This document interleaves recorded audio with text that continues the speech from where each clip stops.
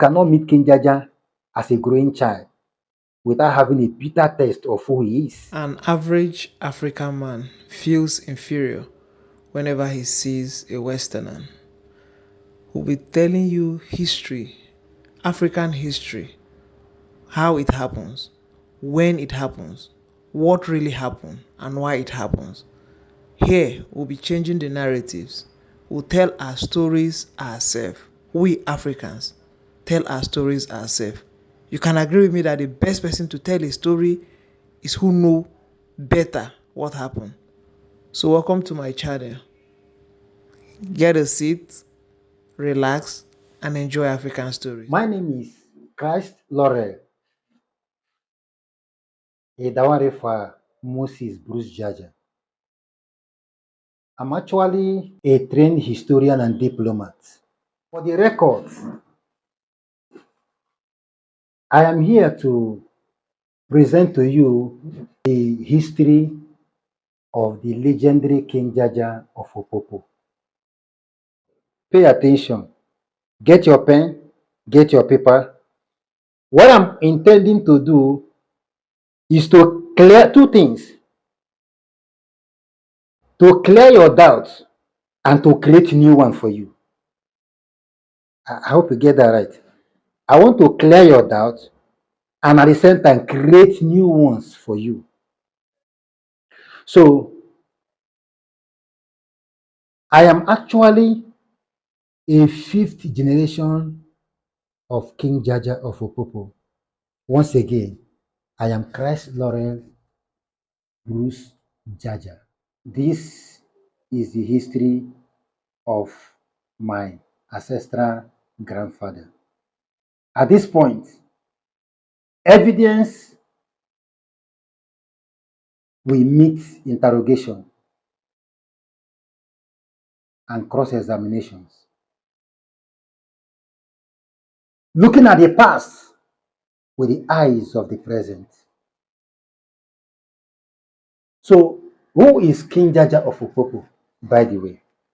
And so, King Jaja of Opopo actually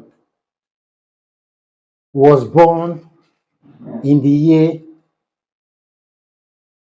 1821. Did you get that? King Jaja of Opopo, the legendary King Jaja of Opopo you know, was born in the year 1821 in Umuduroha, in Ama Igbo, in Imo State.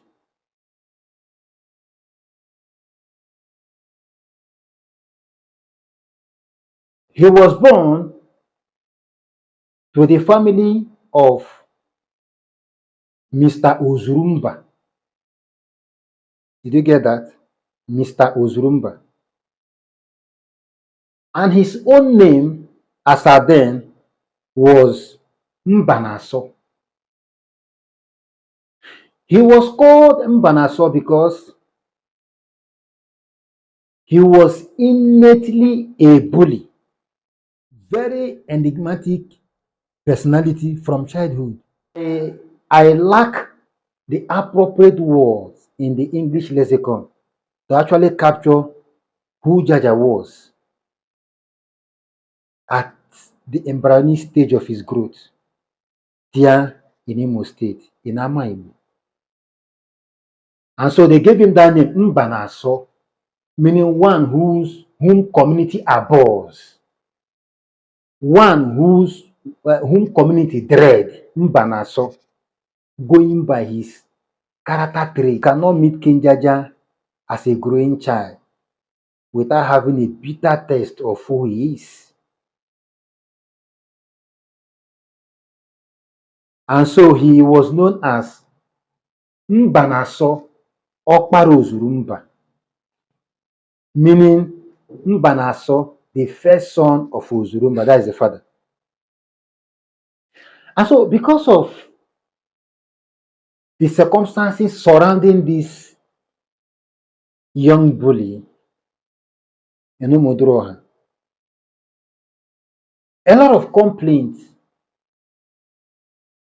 kept inundating his father's house. Pokpokpoi, pokpokpoi. They will complain, oh, broken head, swollen eyes. He was this stubborn. And the father had to take him to another of his relation just within the locality, but outside the Modroha. And that was the days of the slave trade in Africa. As you all know, the Igbo hinterland have provided uh, the market and the sources of slave as at that time.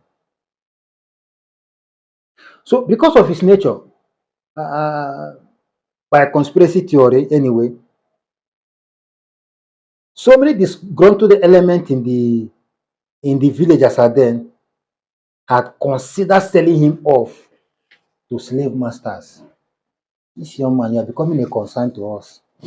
And so plans were afoot to sell him off. And what happened was, on that fateful day, King Jaja was captured.